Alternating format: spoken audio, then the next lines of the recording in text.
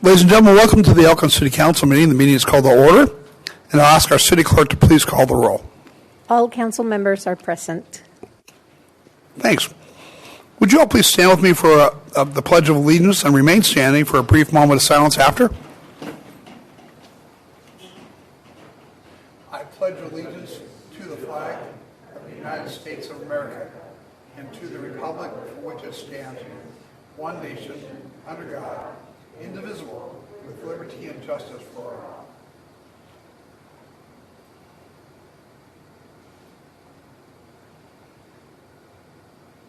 Thank you.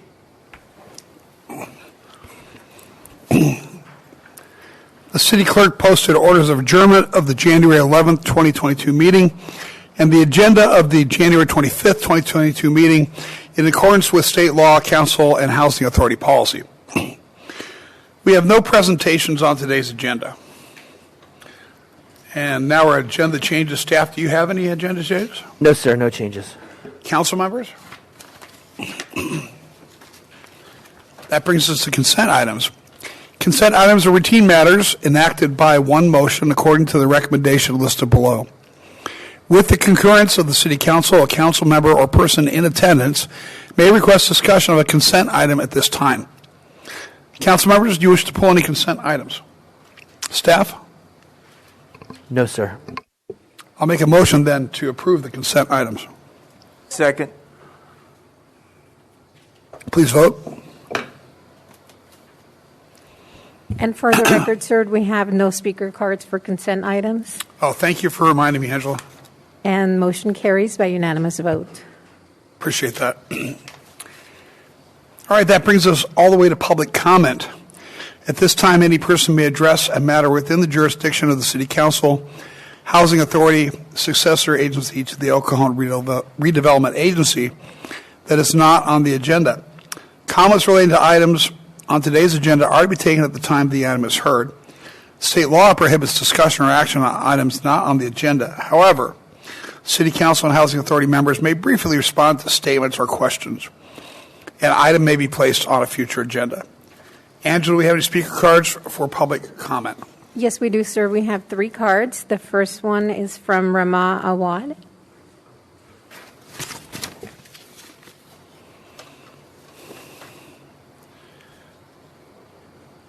Hi, welcome.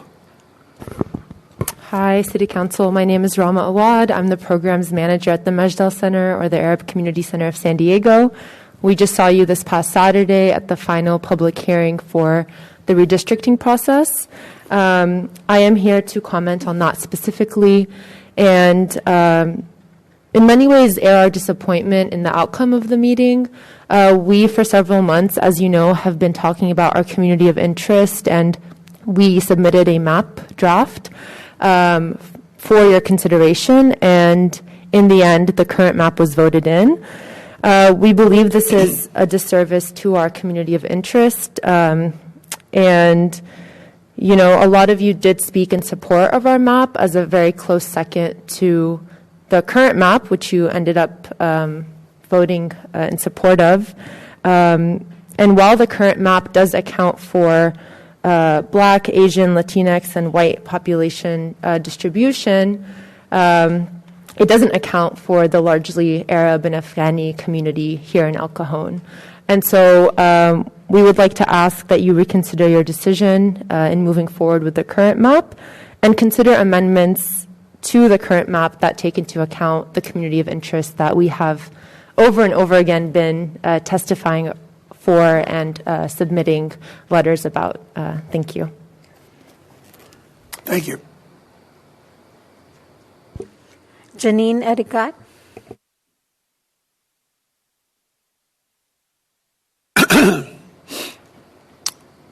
Hello, welcome. Thank you. Good afternoon, and thank you again for the time. for the public for being here today. My name is Janine Arakat from PANA, the Partnership for Advancement of New Americans, and I'm speaking on the redistricting process. First, I want to remind again the public of the definition of a community of interest as defined in the Fair Maps Act. A community of interest is a population that shares common social or economic interests that should be included within a single district for purposes of its effective and fair representation. So again, it's more than just where someone lives, but it's their cultural institutions and their institutions in their area. And so while the Council has met Section 21607A and B and Section 21608D2 of the Fair Maps Act, there is concern verging on violating Section 21601C2, Section 21621D, and Section 1608F in the Elections Code. We have now heard at multiple City Council meetings and redistricting hearings concerns with publicly submitted maps based on where Council members live. Section 21621D in the Elections Code explicitly states that the Council should not adopt Council district boundaries for the purpose of favoring or discriminating against a political party. And right now, it seems that the current map is being drafted in favor of an incumbency over demonstrated community of interest. Lastly, another area of concern is Section 21608F, in which record a written summary of every comment and testimony is made available to the public. And right now, we only have general summary of one summary for what everyone has said. As you can imagine, this is alarming throughout the process and to ensure that it's equitable. So I just want to thank you all for your time and take this into account as we wrap up the process on February 8th. Thank you. Last speaker is Yasmina Bey.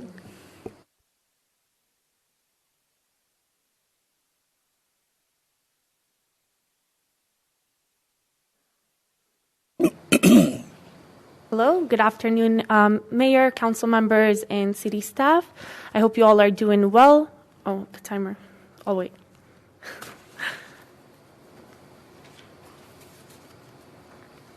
Timer. Oh. You're welcome. Again, good afternoon, Mayor, council members, and city staff. Thank you all for being here, and thank you for the time to hear the community. My name is Yasmin Abid, and I'm the Redistricting Fellow with Majdal, the Arab Community Center of San Diego. We have, as you all know, we've been showing up for redistricting hearings since July. We've shown up to all 4 hearings, bringing out over 100 community members. Over 50 of them gave public comment in support of Majdal's map, or emphasizing the importance of keeping their communities together, which we have done in Map 112.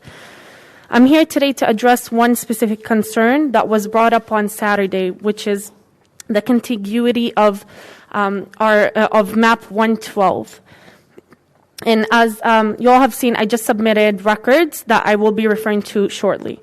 So as I mentioned, NDC had concerns regarding contiguity on Saturday with Map 112, and I want to make sure to bring it in the record that we have consulted with a demographer and our districts have no contiguity issues. The statute that areas that, and I quote, areas that meet only at the points of adjoining corners are not contiguous, does not apply, as no areas within a district meet at the points of adjoining corners.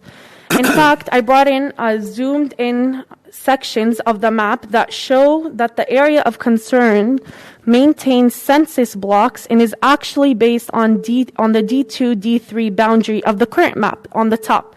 And I'll go ahead and show that in a minute, which there seems to be no concerns about. So in the current map, Map 100, if we look here on the top between D2 and D3, this area looks exactly similar to what we've done in Map 112, which is make sure that we're including communities of interest in one specific area. This is D2, D3, D1 in our map, while ensuring that we're following census blocks. So if this is an issue of contiguity, that means it should be an issue of contiguity in the current map as well, in 100. And the council should consider addressing this issue in the current map if this is an issue of contiguity. One other thing I want to emphasize is, while the current map does, as Rama mentioned, my colleague Rama, the current map keeps the current percentages or has a very good percentages of Latinx, Black, and Asian community voting percentages. The Councilmember Gobo mentioned that our map 112 actually also is identical to these percentages. So the difference is our map addresses COI's concern, which is the community that we have been showing up with for over 7 months, while the current map does not. So we urge you to reconsider your decision and make sure that you're addressing our community's interest in our COI testimony. Thank you so much. Thank you. No more speakers, sir. Okay. Brings us to written communications, of which there are none. There are no public hearings on today's agenda. We have 4 administrative reports on today's agenda. Item 1 is an update on homeless programs and CDBG, CARES Act programs. And staff, would you please tell us about this?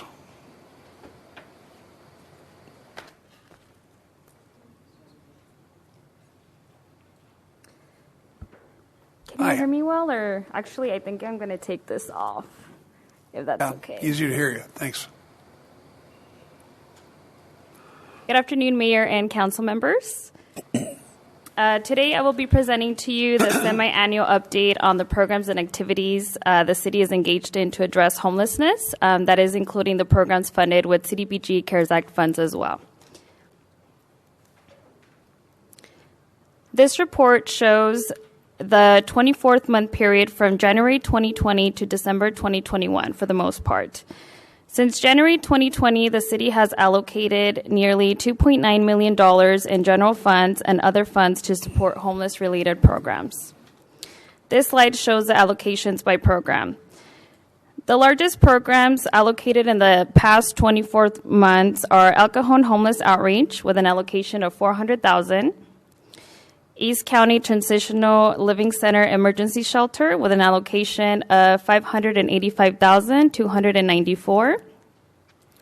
The Rental Housing and Utility Assistance Program with an allocation of $672,362. The Emergency Scatter Site Motel with an allocation of $400,000. And the acquisition and/or rehab of a facility with an allocation of $299,307. The exact allocation amount totals up to $2,897,750 total. This table shows the expenditures and results for each of these programs also between January 2020 and December 2021. In total, nearly $1.6 million have been spent for homeless services and housing services in the last 24 months. To date, a total of 2,957 individuals have been assisted, and out of that total, 737 individuals have been permanently housed. That is about a 23% increase of permanently housed individuals since your last update report in August of 2021. This permanent housing connections graph shows what the past 4.5 years have looked like for 2 of the city programs. That is A Way Back Home and El Cajon Housing Connections programs, and the number of permanently housed individuals between these 2.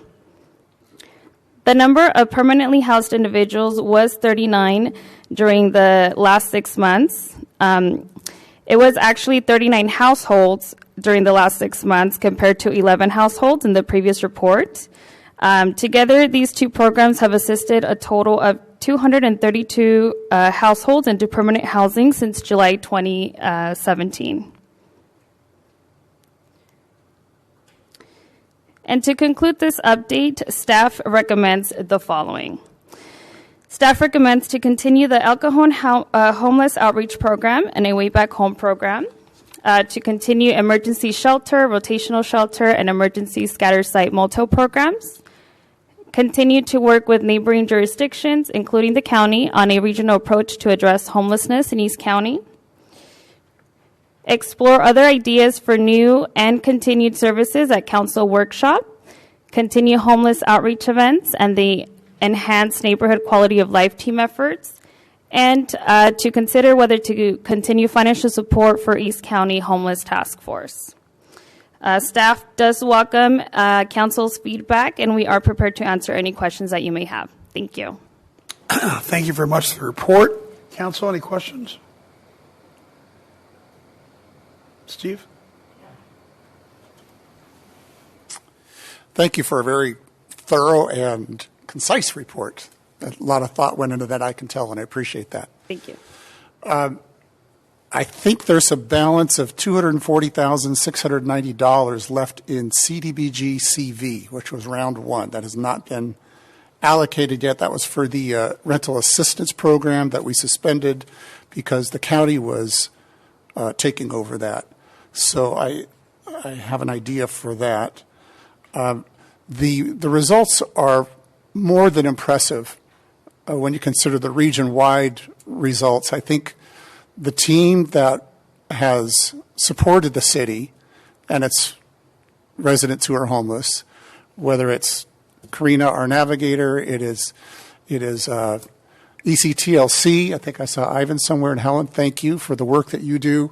The cost per person is, I don't know that I've seen any regional effort match the success and the effectiveness that you've done. And we want to become a model, not to attract other people into the area, but that we could become a model for others' jurisdictions to take up the same torch as well.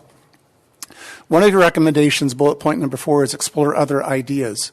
The city manager and I talked about this, so we'll talk about this for a second.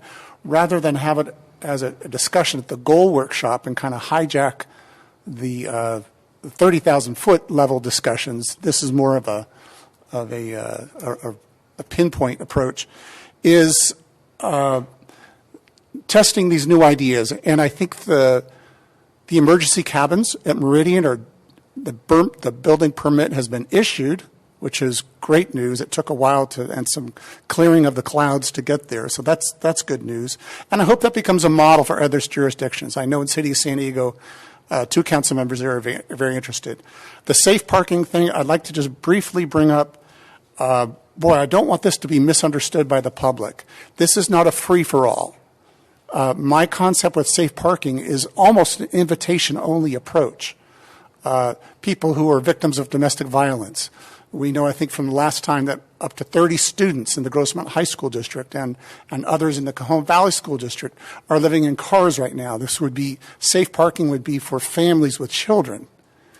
This is not people with RVs, people who have no desire to get into transitional housing. The safe parking would be a form of transitional housing. So my concern is the numbers of success over the past 2 years seems to surpass the number of people that we think are in the street anytime we do a point of count or whatever it's called, point of timing count. And I'm afraid we're becoming a vacuum, that people are drawn in and they get the word that, hey, we've got motel vouchers. And we do these things. And that's why we switched from general motel vouchers to targeted motel vouchers for those that are really seeking housing assistance. Let me take 30 seconds to tell you a story which illustrates that point. I found a young lady named Crystal. She was over by the freeway here, and she was standing at a dumpster while I was looking at an area. I said, can I help you? And she was looking for things. And I said, really, can we get you some shelter to get cleaned up for the night and maybe get reset? And she said, oh, I'd love that.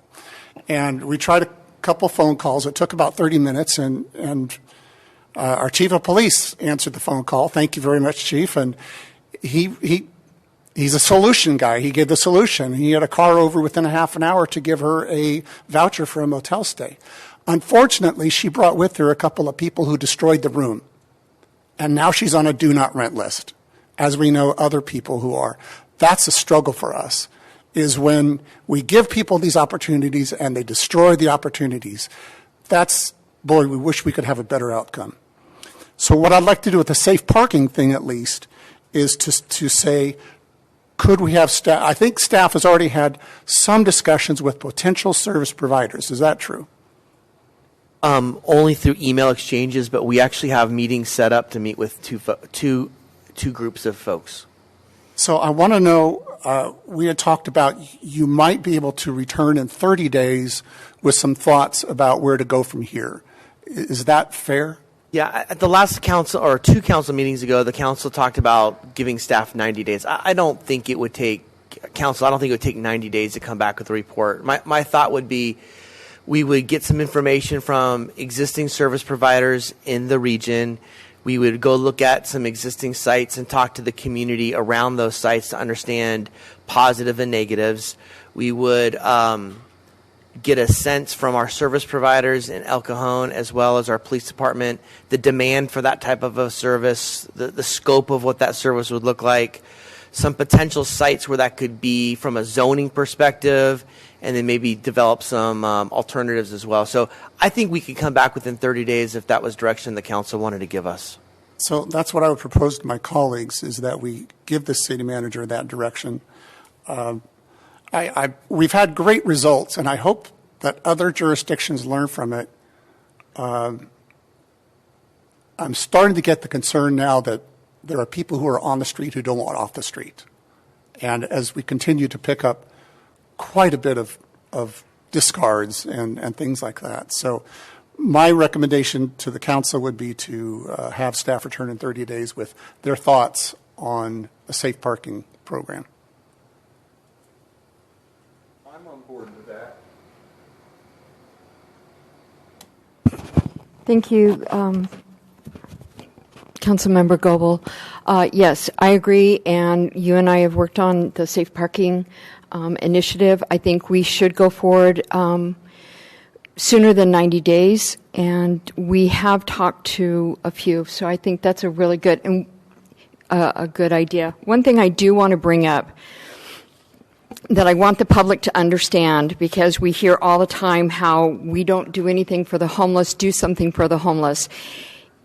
Over the past 24 months, the city has allocated $2.4 million on direct homeless assistance housing programs, over $300,000 on neighborhood cleanup efforts, and $15,000 to the task force. Now, I think that's a really large number of dollars spent, efforts spent, and so when people say we don't do enough for the homeless, I think we've got proof that we do. And I just wanted to bring that to light a little bit, because I know sometimes when you're listening to a staff report, it's like you're overwhelmed with a lot of information. And I had read through it, and that's what I brought up. Between January of 2020 and December of 2021, more than 2,900 individuals have received shelter service and services. 2,124 of those were assisted with some form of housing or shelter, and 737 individuals were assisted into permanent housing. I think those are great numbers. And I think ECTLC, Home Start, our police department, and staff, everyone has been working on this, and I want the public to know we are working on this. We hear you, and we are doing something about it. It just takes time, and when you're dealing with all of the policies, when you're dealing with permits, it takes time. You can't just snap your fingers and it's taken care of. Well, Councilmember Mitchell, I'd like to thank you for bringing that up. A lot of people don't realize this, but the city of El Cajon spends more on homeless than all the other East County cities combined. So that's really saying something. We care about all of our citizens. Well, I'll make a motion when you're done. Yeah, I think it's that's fine that we direct staff to explore the safe parking and bring a report back on it. I do want to, in our last conversation, really underline my main point. The homeless situation we have here in California seems, it's a lot. It's a big deal. And there's a lot of individuals that are unhoused right now. And even though we are the biggest city in East County, we're still a small city, and there's only so much and so much money we can spend, and there's only so much we can do. To that point, I'm extremely excited about the memorandum of understanding that we're going to start with the County of San Diego, with Santee, Lemon Grove. And we've been operating in silos, and we can accomplish more together than we can apart. And when we start to coordinate and pool our resources together, especially when we start getting the county to focus in on some of the programs that we'd like. I think we can look at what we've, as the city of El Cajon, a small city with a relatively small budget, can accomplish. What can we accomplish together when we're working together? So, we have these great partnerships, and I want to keep these partnerships. And I think bringing this safe parking lot idea to our new partners would be a great idea, and say, hey, how can we help and how can we work on this together as a good starting point for this memorandum of understanding? This could be a good starting point of a project to say, let's hit the ground running together. I don't know if you, Graham, do you know where we're at with the memorandum with our county partners? So we took the lead from the legal review. So Morgan actually was the first one to review it. It's now been reviewed by all of the city attorneys for the other cities, not by the county yet. We're doing one last look at it. We're trying to understand whether Poway would be in the MOU or not, and they're making a decision on that right now. Once that happens, we'll shoot it to the county. My goal would be to get it before the city council by the end of February. That's the goal, but there's a lot of bureaucracy that has to go through at the county level. And I think the MOU will help solidify a conversation that's already happening between the jurisdictions, which needs to continue, which does bring up. Is there a motion on the table right now? No. Okay. So, making sure. One of the things that Yanni suggested in her staff report was that we consider whether we continue to fund the East County Homeless Task Force. I think the purpose of the task force at one point was to bring a lot of different jurisdictions and entities together to talk about homeless solutions. I don't know if the task force is doing that as much as it was initially. I think the cities are now having their own conversations with each other, and we've developed our own network. So one of the things that we are looking for is whether you would like to include in next year's budget the continued funding of that program, which for us is about $5,000. Thanks, Graham. One other thing I think it's important to point out is we're not just talking about homeless men and women. We're talking about homeless children. At the last count, I heard that we had 160 formerly homeless children living out at East County Transitional Living Center. Oh, more. Ivan says more than that. Ivan's a representative at ECTLC. And there's nothing worse than having some kid who, through no fault of their own, is living out in the bushes. So I commend ECTLC for doing that, and they had their buses that take them to school. They have a daycare center where they can watch someone that they trust can watch the kids while the moms go out and look for work or are working. So it's just a fantastic organization, and they really help this community. So again, Ivan and everybody from ECTLC, thank you so much for what you do. Well, I'll make a motion then that we that we accept. Are you getting ready to say something? I think we have some speakers on this. Oh, okay. Thank you. The first speaker, and we have three, Kay Lemanger. Thank you for your presentation, by the way. Thank you.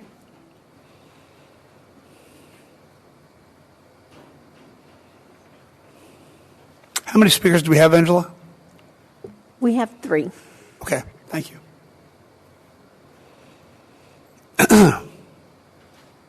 Hello. Hi.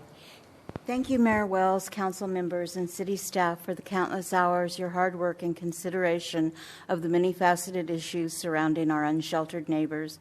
As a member of the East County Homeless Task Force and an El Cajon resident for 41 years, I've watched the ebb and flow and am gratified that El Cajon continues to find and implement ways to help. Today, I'd like to speak to safe overnight parking and suggest that it's time to put faces on who safe parking will serve. I'm going to give Ms. Cortez some pictures that you might be interested in looking at.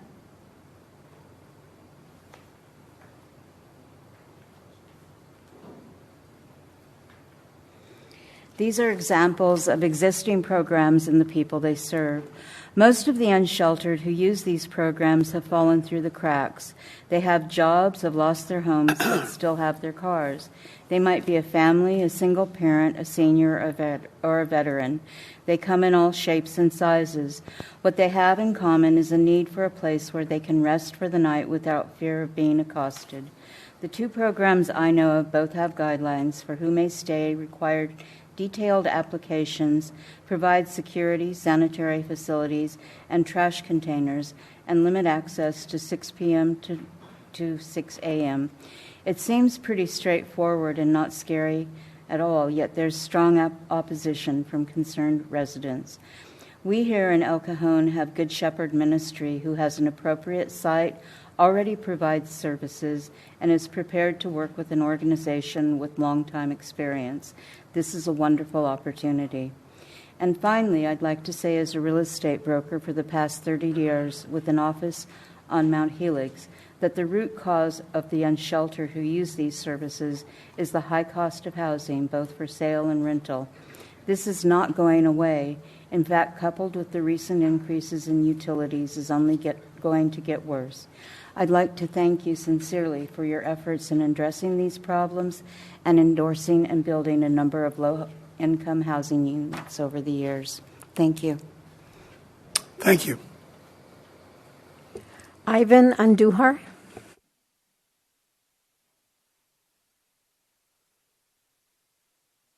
Mayor, Hi, how are council, you? staff, I'm doing well, thanks. Just wanted to say, again, thank you for the cooperative efforts between the city and our organization. Ivan Andujar, Operations Director, East County Transitional Living Center. We're seeing an increase of people coming in, as you may or may not know, the public. We finished our new dorms. We moved our single men and women into those dorms, and those are fast filling up with the winter months and cold weather. But we're in the process of finishing up the remodels for the families. That's 40 additional rooms. And within 24 to 48 hours of those rooms coming online, they're filled. So the need is out there, and we're seeing people come in. We have a large waiting list. You had mentioned the amount of children. We're closing in on 200 kids right now. The families that come in, it's on an average about three kids per household on average. We had one that had 10. We put them in 2 rooms. So we accommodate them in any way, shape, or form that we can, especially the families, but the single adults as well. I've heard discussed out here the face of homelessness. That face, you may be driving down the street and you see somebody holding a sign underneath a freeway overpass and you think that's a face of homelessness. Not necessarily. You may drive down the street and see somebody at 6 o'clock in the morning sitting in their car and you think they're warming up their car with their child to take them to school. No, they slept there last night. You just didn't notice them the night before. And those are the people that we're there to help, and the people that are underneath the bridges. Whatever the case may be, ECTLC is there to assist them if they're willing to come and make it happen. And we have secular and non-secular programs. And if anybody out there that's listening right now, you have somebody or you know of somebody that's in need of help, please give us a call. And I was here basically to answer questions. Let me see if there's any questions for you. Okay. Council? No, I think we know ECTLC really well, and we sure appreciate all the work that you and your fellows do. It's an amazing program.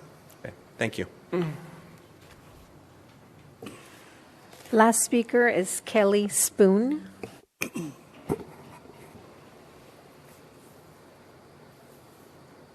Hello, good evening, or good afternoon, excuse me. My name is Kelly Spoon. I'm the Director of Development for Dreams for Change. I am one of the people who've been in contact with Mr. Mitchell, and I'm here just to, again, extend our invitation, one, to learn more about safe parking. We have been operating safe parking for over 12 years.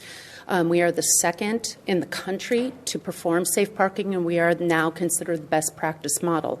We are the people who've taught Jewish Family Services and other providers across the country how to run safe parking. There are many different models and forms of safe parking, but one of the things I hear we're talking about are people with children, people that have experienced domestic violence. Those are very important, vital people to see. The biggest population that's growing right now is between the ages of 50 and 67. That is when you have an income gap because you cannot make more money. You have a lot of people on fixed incomes. You have women, especially women, who have not worked and cannot actually meet how they're going to pay for rent. So those women are usually sitting somewhere between 8 and 13 years waiting for a Section 8 voucher. 13 years. Most of them go through chemotherapy while they're receiving breast cancer treatment, while they're living in their cars. All we are trying to do is provide them with a place where they can come at night and get services from us so we can meet them and get them into another safer environment for them. The requirements around safe parking and every safe parking in this country is not just about pulling up and parking. It is about, one, you have to go through the sex offender registry. We will not let anybody into the program that is not on the registry, which is sad because some people have very minor offenses and some people, probably need a little help. Secondly is that they have to be working towards housing. Absolutely. They talk to their case manager every night. If they are not working to housing and they're not moving themselves through it, then they have to exit the program because there are other people who need help. We do not let them just stay. The third and most important part is financial literacy. We make it a mandatory program that every person in our program understands financial literacy in their money, credit, everything that's kind of got them into the position that they're in. And this is how we work, and we layer this on with case management, emotional intelligence, conflict resolution. We will pull everything in that we can. We work with many different providers. We've even spoken to Ian before. And all we are asking is for you guys to keep exploring this really vital program. I appreciate your time, and if you have any questions for me, I'm happy to answer them. Michelle? Hi. So I follow your page, and I forward your post a lot. So I know that you guys are doing a lot of really good work. Thank you. So I have a couple of questions here. How do you counter the fears of residents that say, not in my neighborhood, we've got a preschool nearby, we've got a school, it's in the area, my property values are going to go down if we have a safe parking site in my neighborhood. How do you counter that? Because that's a big concern for a lot of residents. Recently there was a proposal to put a safe parking site at 94 and Avocado. Mm-hmm. A lot of feedback on that. And how do you counter that? Because, I understand that not every place is a good place for safe parking. Correct. But if they have to be vetted, mm-hmm. and they have to go through registries, so you're not going to have a sex offender staying in a safe parking spot.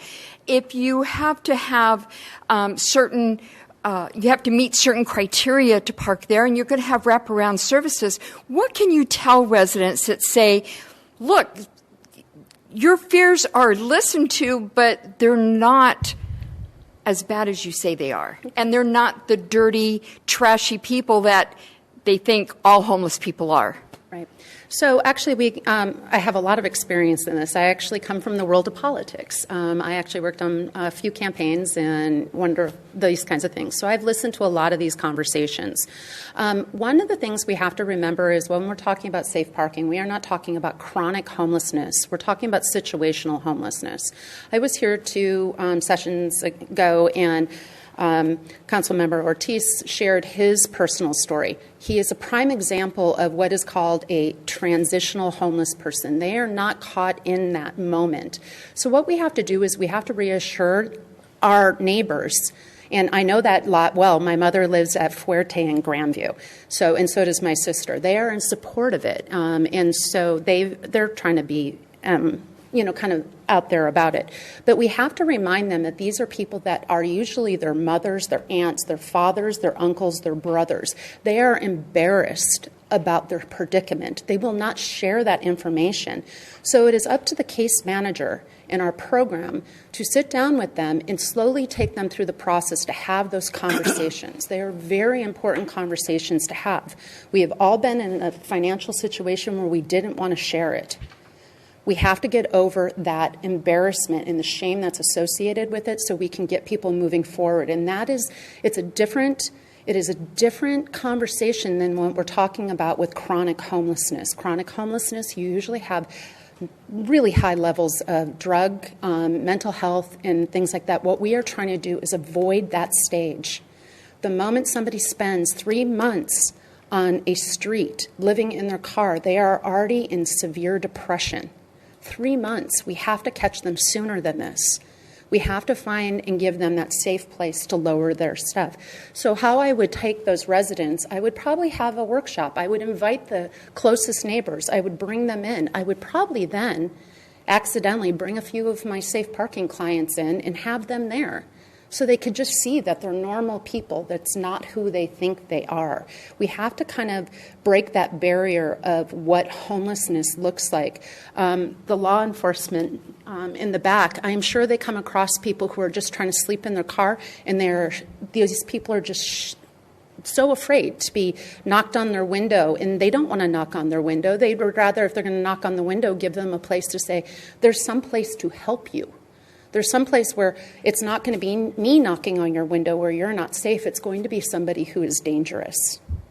So that's how we break that down in the community. If you wouldn't want your aunt, your grandma, or anybody like that, your uncle, having their window knocked on in the middle of the night saying, why are you sleeping here? Then that's why we have to have these programs. You're welcome. I've got a question. Sure. I think other cities who have done this probably have said, we're willing to take care of our own residents, but we sure don't want to be an attraction to those that are outside of our city. How do you address that? So how we address that, which is kind of an interesting, it's strange. The majority of the people that we find, it's a myth. They are from the neighborhood. Most of them that come to us come from the neighborhood first. Do we get those people every once in a while? I'm not kidding you. At Comic-Con every year, our place on 28th and 94, I get the phone call, I'm experiencing homelessness and, I need a place to stay. And it's about a 5-minute conversation. The next thing you know, you're like, get out of here. Move on. This is not free rent. But how we have to go about that is just... We can actually have programs that are designed that says, are you coming from the community? If their IDs are from the community. I mean, we don't want to just banish everybody, but if we want to focus on the locals at first, there are ways to do that. You can create a program that is designed for your community. That's the biggest part that a lot of people don't realize. You could have a safe parking lot that is, we have one up, well, not us, but there is one up in LA that's all veterans. Now, they actually have a bad problem. It's probably the hardest lot I've heard about. They have the biggest issues, and that's really because there's a mental health component. But they are on the parking lot of a VA building. So they literally have people who can come out and give them crisis services in the moment. What a great model that is. So what we need to look at is here with like Good Shepherd is that it's probably going to be people in this community because they're going to want to seek out where they want to live. And that's what we want to get to is we want to keep people here. You don't want to lose your residents just because they wound up having some horrible medical expenses or they went through a divorce or experiencing domestic violence or, any of the number of things that lead us to all of a sudden making the decision between sleeping in our car and sleeping in a shelter. Any other questions? And I have a question. Sure. I apologize because it's going to sound a little adversarial, but... No, that's all right. I'm good with this. So we spend a lot of money on the East County Transitional Living Center. They do a great job. They do. They've got beds available. They tell me, and the police officers tell me, that everybody on the street that they approach, they usually approach 7 to 12 times, and they refuse to get treatment. They refuse to go in. So if these folks are having trouble and they need a place to stay, isn't it more compassionate to get them into the East County Transitional Living Center where they can get food and shelter and be in a bed than sleeping in a car with a child at night? That's not compassionate. Absolutely. But sometimes we have to overcome the barriers. Sometimes we have to overcome the conversations because they're in survival mode. So when you're out living on the street, you're just trying to figure out how to get past the next 15 minutes of your day, not what you're going to be doing that night. So you just kind of get there. So now what you have to do is you have to have case management that actually sits down and they have these conversations with people. And there are times we've actually placed people with them. From our lot that's over on Imperial and 56, we'll have people who are from out here, but it takes about, I'm not kidding you, sometimes a good month to convince them that a bed is better. Now, sometimes what you have to remember is that the big tent shelters or shelters where it has more of a bunk bed quality, I, as a mother, would feel far better about keeping my child safe in my car with me because I can lock the doors. I can control the environment inside my own car where I might not be able to in some larger shelter programs. So there's this balance of how that works. So you have to kind of work through that with each person. Okay. I understand that. And look, I'm not unfamiliar with homelessness. I spent 30 years doing psychiatric evaluations in an emergency room. I've dealt with homeless people all my life. And I know the one thing, that it's not what people think it is. Correct. That the responses are not, oh, please help me get a bed, I'll do anything to get a bed. No, the responses are, I don't want to go there I can't have my cat with me, I can't have my this with me, I can't do that, I want my girlfriend with me, I want to play my guitar at night, I want to, And I got to be honest, it comes to a point where I'm thinking, everything has a cost. So if we open up a parking shelter, there's a cost to the community that goes along with that. There's a risk to the community with increased crime and disruption.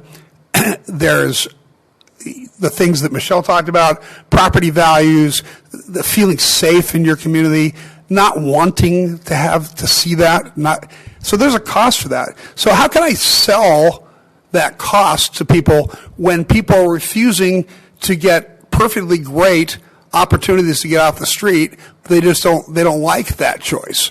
So I think what we're discussing is we're discussing fruit with apples and oranges. Okay. Again, what we're talking about is we're not talking about that. I invite you to come meet some of my participants. And I call them participants. They're not clients. They have to actively participate in what's going on with them. So I invite you to meet them because what you're going to find is that a lot of them are just, they were your neighbor last month. They're just people. They're not in the throes of actual chronic homelessness. So if I have to have some conversations with them to help reassure them that it is going to be safe at his place, or, it's going to be safe somewhere else, then I have to continue to do that. The law enforcement, I'm sure they constantly come across this where it takes a few times where you get comfortable. I'm not getting harassed. They truly do want to help me. They want to help me. We have to break down those barriers. And so what we have to do as a community is show that we'll support them and that we can have these open conversations and dialogues so that this way they are not vulnerable and that they know they'll be safe there. They have to build trust because, unfortunately, when you get to be homeless, most of the time you feel society hasn't been exactly kind to you. It's the saddest part. A lot of shame in it. Well, I understand what you're saying. I think I fundamentally disagree with you in the sense that I think if people want to get off the street and they're offered a chance to get off the street and they don't take it, then they don't want off the street that bad. But it took me 3 months to convince one person. One person. I'm just saying. I know. That if I understand. We could argue about this all day, but it's fundamentally, do you understand? And I'm not just saying what I believe. I talk to dozens of people who say, why should we do these extra programs when they won't even accept the programs that we're paying for? Well, they do participate in our programs, and they do find successes. But we already established the fact, though, that most of the people on the street right now have refused treatment half a dozen to a dozen times. Well, it depends on who you're talking to. Most of the time, you won't find the people I'm talking about with safe parking. I mean, I'm not talking constantly about the person. Mothers and women and men, it's not like the big RVs that are down in OB. We're not talking about this mentality of wanting to live in this environment. There are some with very severe mental health issues that then we can get the actual treatment for because we work with them. But what we are dealing with on a daily basis right now is that I lost my job. I can't make enough to make rent. I've gone down to the shelter. Oh my God, how am I going to take my child in there? How am I going to sleep at night? Because it's a bunch of cots and it's a bunch of this. And I'm scared. I'm scared for me. I'm scared for them. I'm going to sleep in my car. Now I'm going to go find a cul-de-sac. I'm going to go find some place. And then they come down to go use the bathrooms, and they come find food at Jack in the Box. They come to areas where they can find these things, and those people then disappear again up into different areas of town. That's why you get phone calls from very random places that say, I think somebody's sleeping in a car at night. Those are the people that we know need help. I'm not talking about your encampment of vehicles that are all trying to be nomad life, or van life. We are talking about a very specific type of people. Last year alone, we helped 375 households, and we found permanent housing for over 185 households.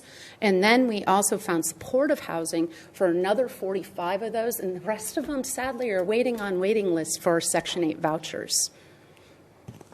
Okay, well, thank you. I appreciate that. No problem. Gary? How do you usually find your clients? They find us through 211.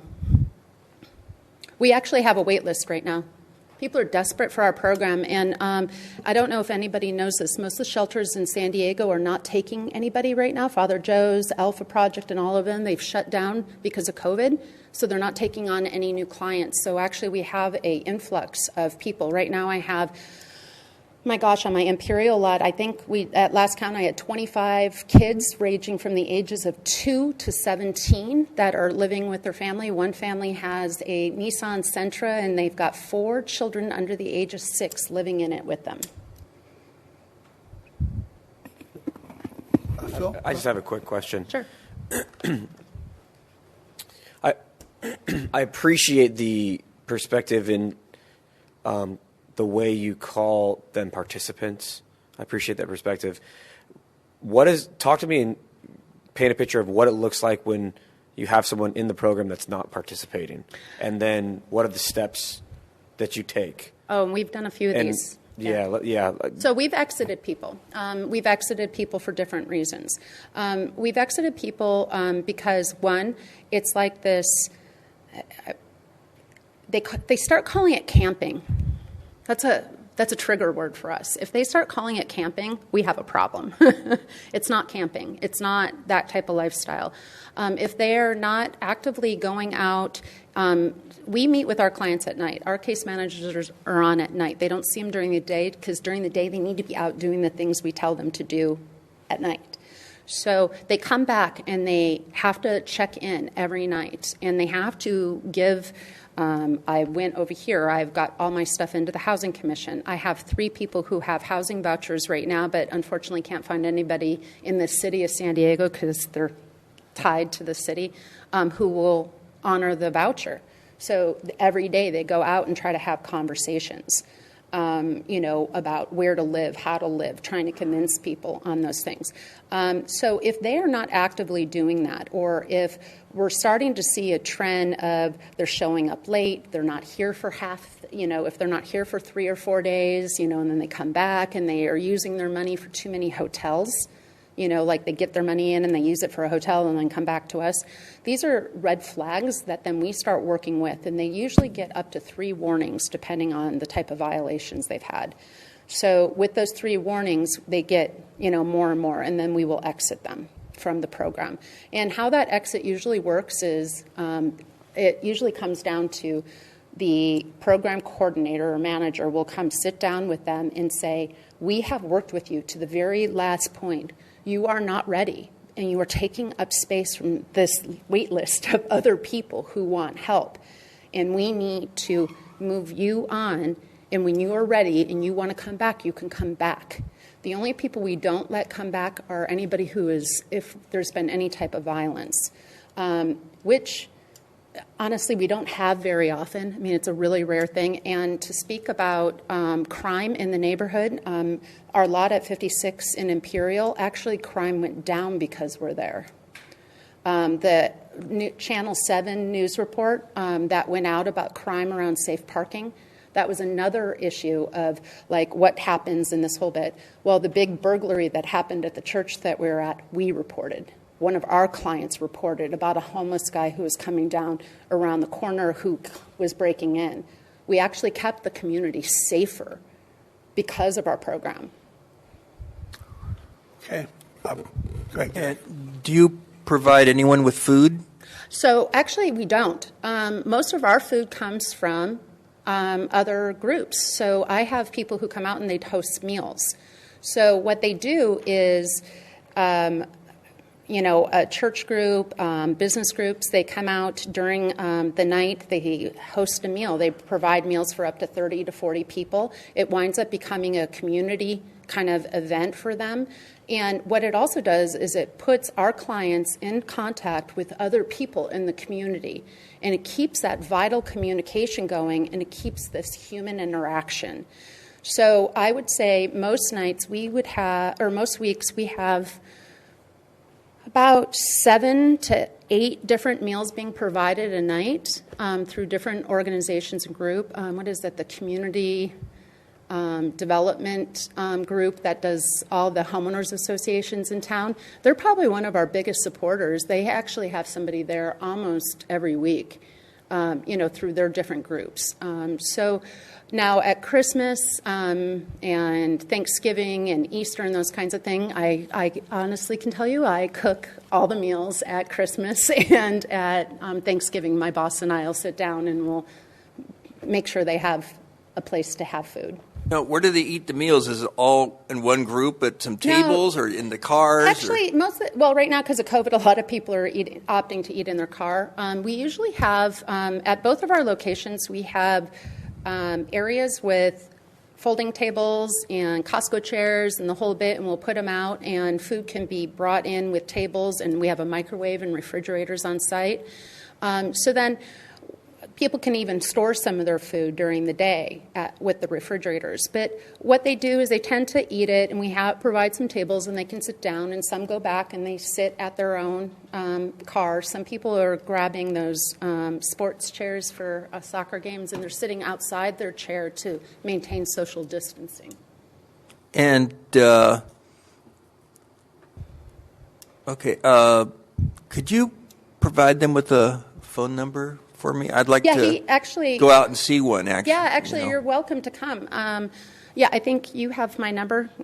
We've been talking, so, and I'll hand my card, and happy to have all of you come out, and I'll even give you a night to come if you want to serve a meal. Thank you. Okay, I'm back to making a motion. That's Before you get there, Steve, Graham, I believe that there are multiple parts to this that you need direction for. Can you kind of recount that for us so we can get that all in one motion? Yes, the staff report actually includes 6 different recommendations. One of them could actually dovetail into Mr. Goebel, what I think your motion will be. But we're recommending that the council continue the El Cajon Homeless Outreach and Flexible Housing Assistance and Way Back Home program. We're recommending that we continue the emergency shelter, rotation shelter, and emergency shelter motel programs. We're recommending that we continue to work with our neighboring jurisdictions and the county on addressing homelessness in East County collectively through that MOU. We recommend that the City Council consider conducting additional research, and this could be, you can direct us in this specific research, for the use of CDBG CV and CV3 funds. Continue the homeless outreach events and enhanced neighborhood quality of life efforts. So those are all affirmative recommendations, and then we are seeking direction from the council on whether to continue financial support for the East County Homeless Task Force. Okay, thank you, Graham. Appreciate that. Steve, can you incorporate that all in the one motion? I can. I'm going to move that we accept the staff recommendations and add direction that staff come back in 30 days with more information on safe parking options. And I would also move that we fund the East County Homeless Task Force at the same level for one more year, because I believe they could be community, I'm hoping and expecting that they will be community advocates for this kind of thing in other communities in East County. That's my motion. Okay, sir. Moved and seconded. Please vote.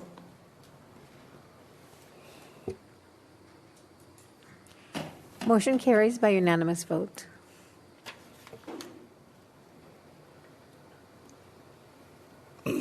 Thank you. The next administrative report, item 7, is the annual comprehensive financial report, and I'll ask staff to tell us about this. Hello, Clay.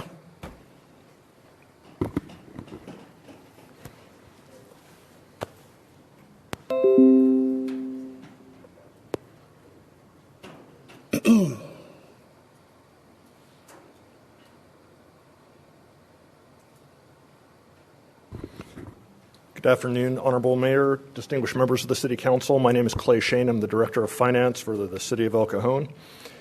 I'm here today to present the annual comprehensive financial report. Specifically, we will introduce the ACFR and its parts, ask the City Council to receive and accept the ACFR.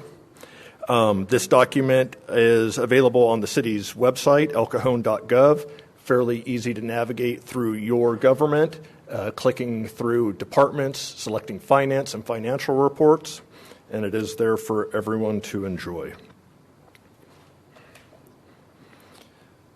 The ACFR is prepared in conformity with the United States GAAP, which is generally accepted accounting principles.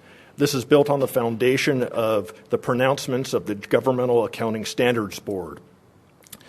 This standard-setting body is responsible for the name change that you may have noticed in previous years. This document was referred to as the Comprehensive Financial Annual Report and just recently had a name change. No other changes to the document. The primary purpose of this document is to focus on the comparability between state and local governments, and it is comprised of 3 sections: the introductory section, the financial section, and the statistical section.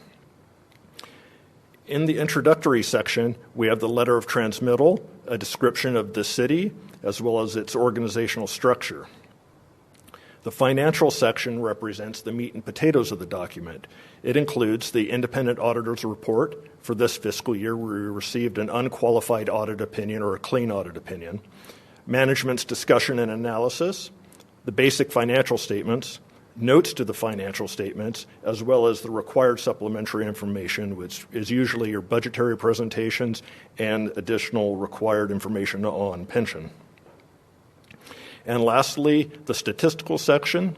The section serves as sort of a resource section for the document. It includes information on financial trends, revenue capacity, debt capacity, demographic and economic information, as well as operating information. Our action that we request today is that the City Council receives and accepts the annual comprehensive financial report and the other written communications from the independent accounting firm of Rogers, Anderson, Malady, and Scott for the fiscal year ended June 30th, 2021. That concludes my presentation, and I'm happy to answer any questions. Thank you, Clay. Let me see if there's any speaker cards on this item. We have no cards, sir. All right, Council, any questions for Clay or discussion items? All right, Clay, thanks. Your report was so comprehensive, people are speechless. They have nothing to say. Thank you. All right, well, open to a motion. Oh, well, just a motion to direct staff. We just have to accept the report. Second. Please vote. Motion carries by unanimous vote. All right, the third administrative report, item 8, is an update on employee mental wellness programs. And I will ask our staff to please tell us about this.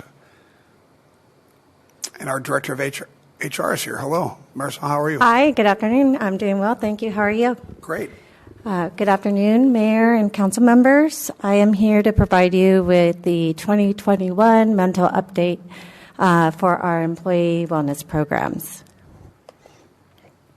And so before I get started, I'm just going to go over where we were, where we are now, and where we want to go with our programs. So our traditional mental wellness programs that we had in place are the employee assistance programs, which provide services to all city staff. They can go there for therapy referrals, for financial resources to help them with estate planning, with wills, with family planning, etc.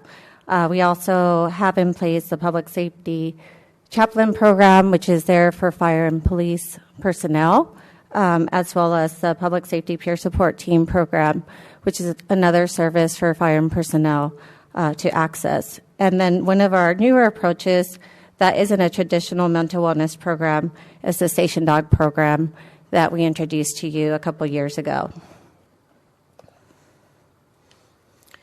So although those programs have been great, we were tasked with looking at more innovative mental wellness programs for our city staff.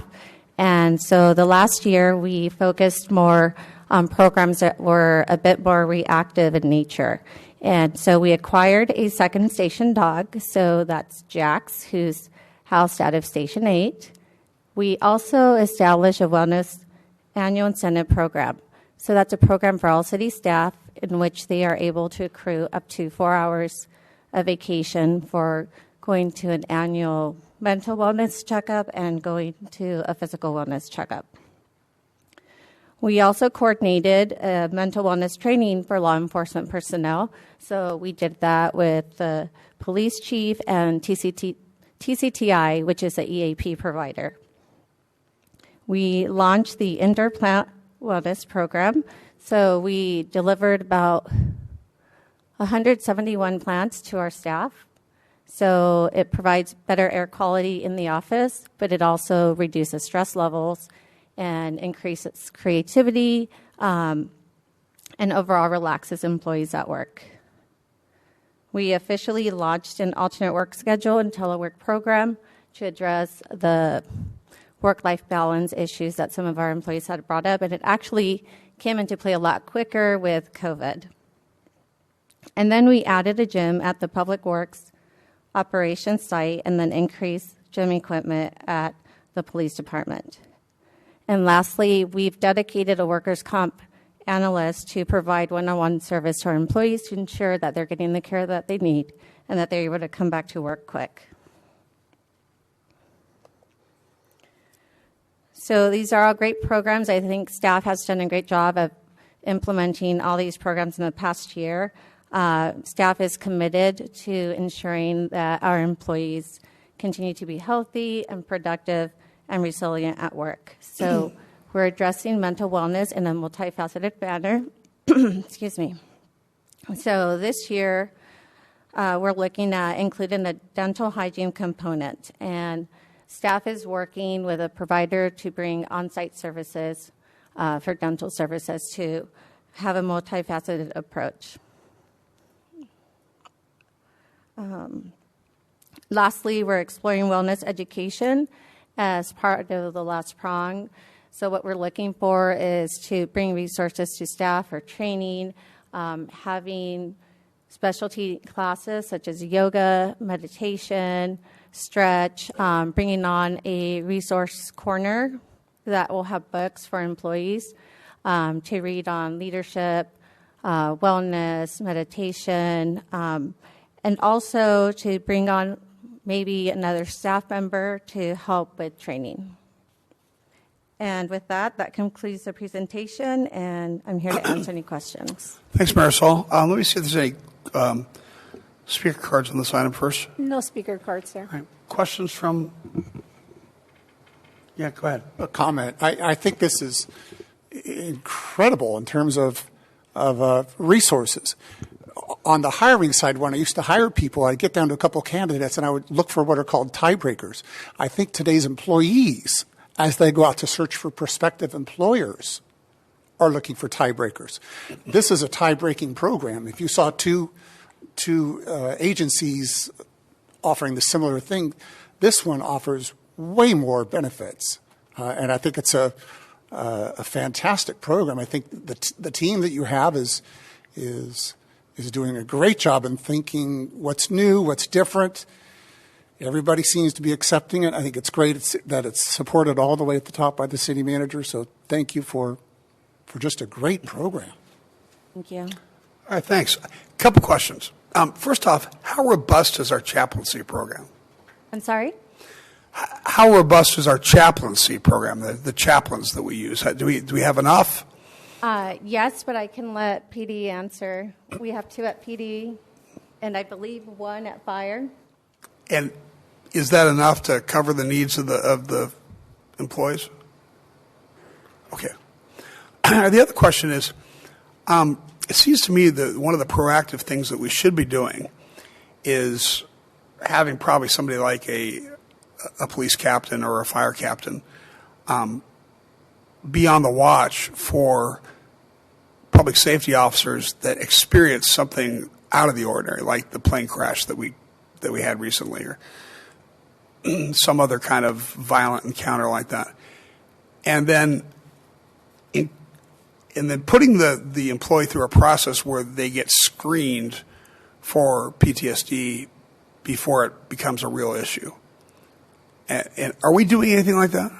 So with our provider, TCTI, who is our employee assistant provider for both fire and police, they do have critical incidents, and so the police department and the fire department set up critical incident debriefs. So they do meet with all staff who are involved in critical incidents, and then depending on how they schedule it, and I could have either both chiefs speak on the timelines, but depending on the events, they schedule after meetings with employees, and then they open it up for volunteer meetings. So employees are not forced to go to the meetings, but it's open for them to attend if they want to do additional meetings with TCTI. Mayor, can I comment on something? Yeah, sure, please. So on the plane accident that occurred in Santee, our staff were the first to arrive there, and we actually had 2 or 3 engine companies that responded to that. I went out the next day and met with at least 1 engine company as they were getting off shift just to see how they were doing. The others I couldn't do, so I made phone calls to each of them. And it was interesting, as I talked to the captains specifically, they had multiple times already reached out to their staff on their day off just to check in on them. So I don't think it's necessarily happening at a senior leadership level. I think the senior leadership has shown that this is an important thing, and it's actually pushed it down to line level staff where they're now checking in on each other because it's part of our culture now. So I can affirm that as part of the culture. You know, I had an incident where a pit bull attacked a woman outside of my house, and I was involved in that, and the fire department was involved, and one of the captains called me a couple of days later to make sure that I was getting treatment if I needed it. And I thought, well, that first off, that was very kind of that person to do that, but also it did show me that it's not a stigmatized thing, and that it is part of the culture. So I appreciate that. I just think we can't let the ball drop and just assume that people are going to reach out and get treatment. There are all kinds of different ways that people approach their mental health, and of course, it's military personnel and police department and fire department. There's an old school, I'll shake it off kind of toughness that not all people embrace, but there certainly are some, and I worry about them falling through the cracks and really being damaged. So that's all. Yeah, and I agree. And I think we heard a little bit of that when we were in the planning stages of the Station Dog program with some of the personnel. And as we got through the process, even the ones who weren't quite on board, a year after, they're completely on board and more open to communicating with each other and asking for resources.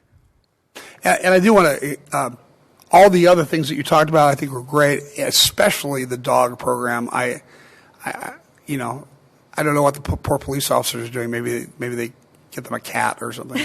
Right. No? Okay, let's get them dogs too. They actually want a station dog, so Cool. we have some staff working on what that program would potentially look like. That'd be all right. Okay. Anyway, thanks for all the proactive work you're doing. And are there any more questions, Phil? I think you breezed through it quickly, but did I hear that there's an incentive program for employees to get a mental wellness check and they can earn vacation time? Yes. That's amazing. So we started that last year, and they get up to 4 hours. So they get 2 hours, one for mental wellness check and then one for physical wellness. And so they just have their treating physician sign the form. It's a rolling calendar. Okay. So they're eligible to accrue every year.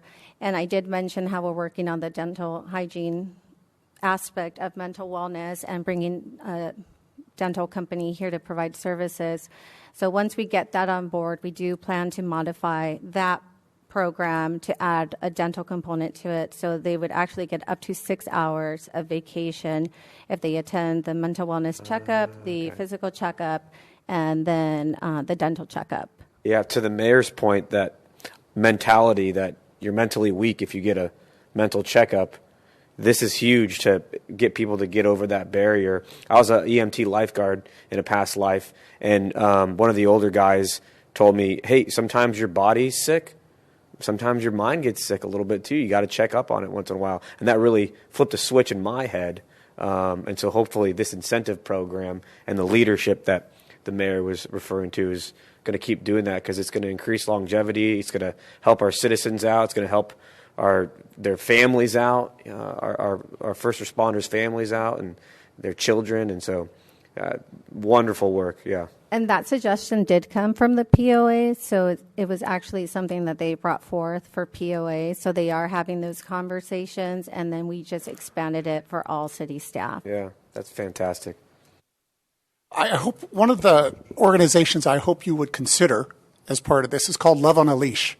And it is 3 or 4 or 5 therapy dogs come in with their handlers just for a 2-hour event or something like that. It's a break in the day that people can come down from their offices and say hi to some great dogs. And it's a stress relief. It's something good. It's an event-based. They go to Home of Guiding Hands, the VA. They're used quite broadly across San Diego County and beyond. That might be an opportunity for inclusion in your program. Okay, thank you. Okay. Well, thanks for coming. Thanks for the report. I really appreciate it. And council, all we have to do is make a motion to accept the report. So moved. Okay.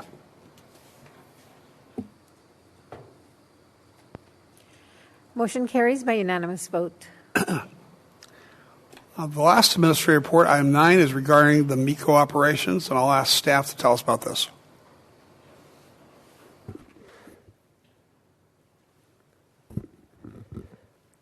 Good afternoon, Honorable Mayor and Council. My name is Mike Villione, Senior Planner with the Community Development Department.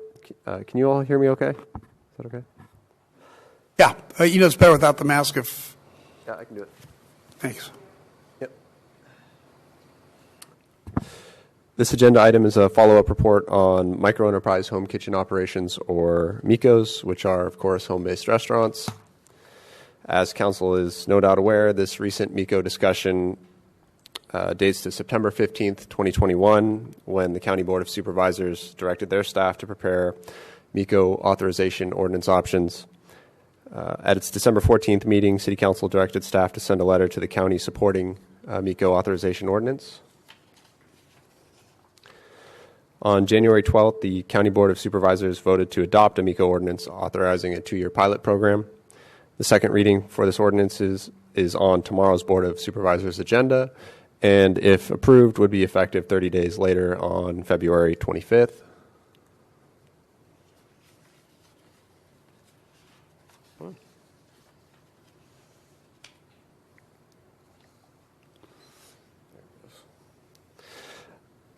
As discussed previously, the city will be responsible for investigation and enforcement of MECO nuisance complaints. The zoning ordinance already includes performance standards, which are essentially nuisance thresholds that all properties and residence-based businesses must observe. However, these standards did not contemplate MECOs as a land use.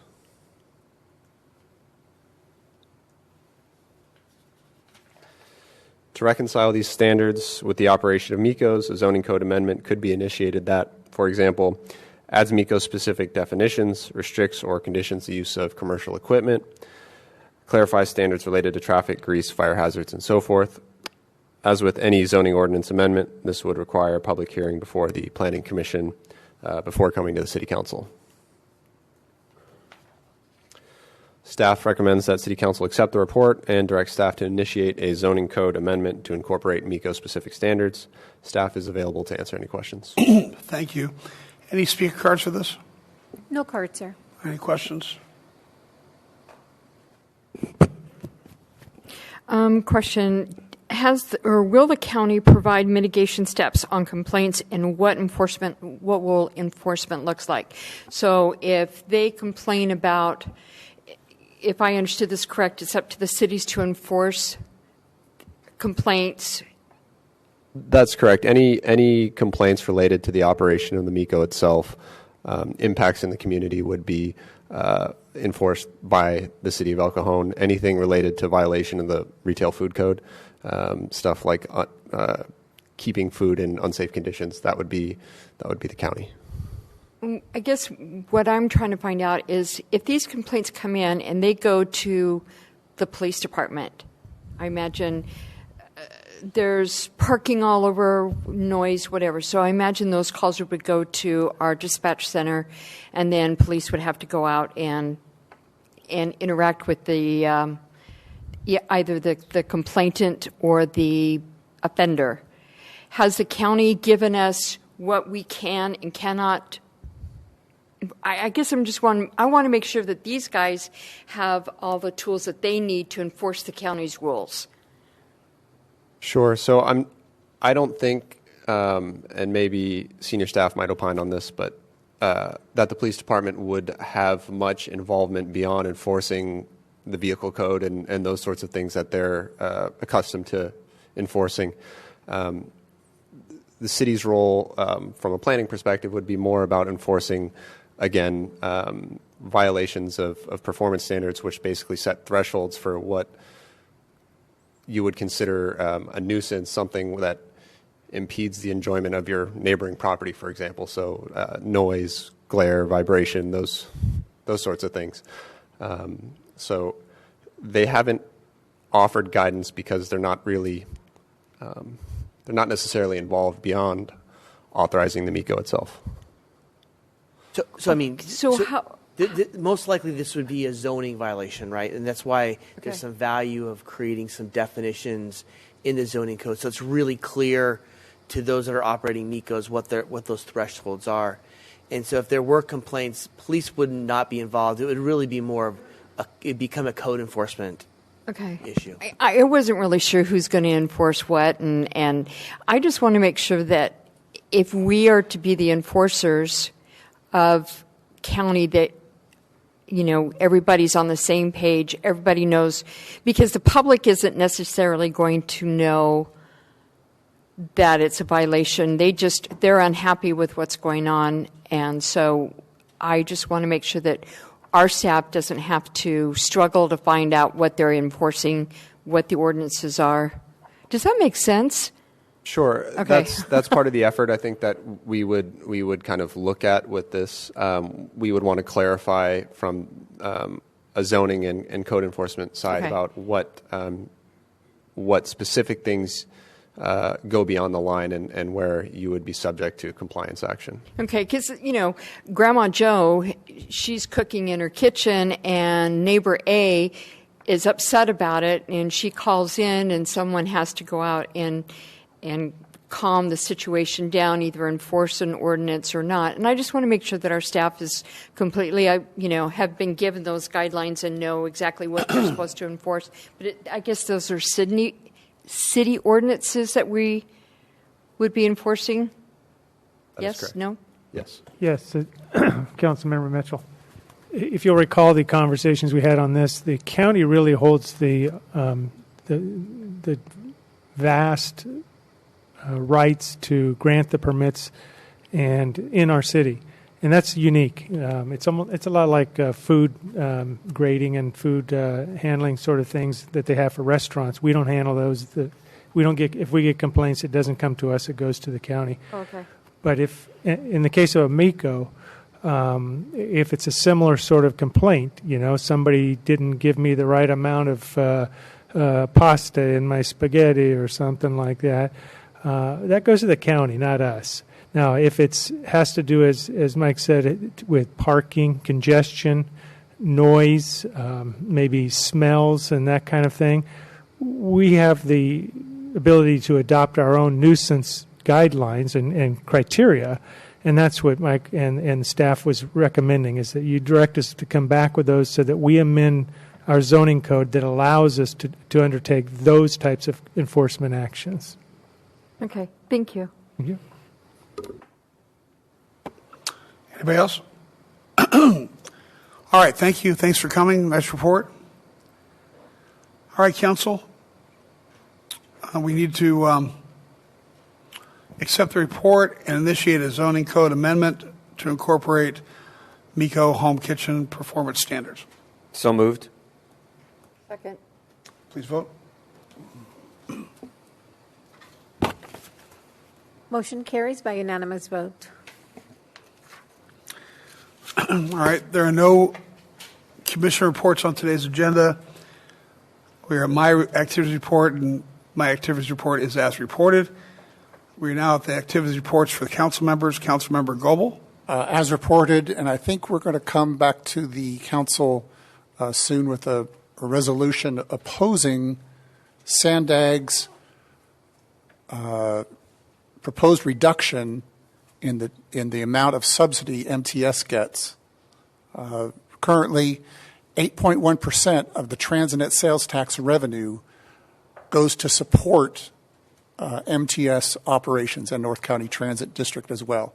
Sandag wants to cut that, which would equate to 10% of MTS's budget, so they have that money for their big regional plan, and that's just not a 10% cut will be services. So we'll be coming back with an ordinance for discussion. That's a good idea. Let's agendize resolution, that, I should say, for the next meeting. Mr. Ortiz. As reported. Ms. Mitchell. As reported. Did I forget you, Gary? Mr. Kendrick. As reported.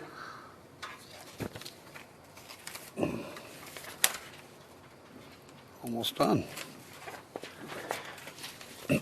All right, there are no joint council member reports and no general information items on today's agenda. There are no first or second readings of ordinances and no closed sessions on today's agenda. Graham? But before you adjourn, I have one announcement. So please. So last week, we lost an employee that had been here for a little while. Jeff Manchester, our Deputy Director of Public Works / City Engineer, left to the state of Colorado to work for the county that includes Colorado Springs. So huge loss for us. Jeff was a great resource. But I am really pleased to announce that Mario Sanchez, our former traffic engineer, has taken his place. He'll be now our new Deputy City Public Works Director. So we're really grateful to have him on board. Congratulations, Mario. Wonderful. Okay. Any more announcements? That's it. This brings us to the adjournment. The adjourned regular joint meeting of the El Cajon City Council, El Cajon Housing Authority, successor agency to the El Cajon Redevelopment Agency, held this 25th day of January 2022, is adjourned till Tuesday, February 8th, 2022 at 3 o'clock p.m. Thank you very much and be safe.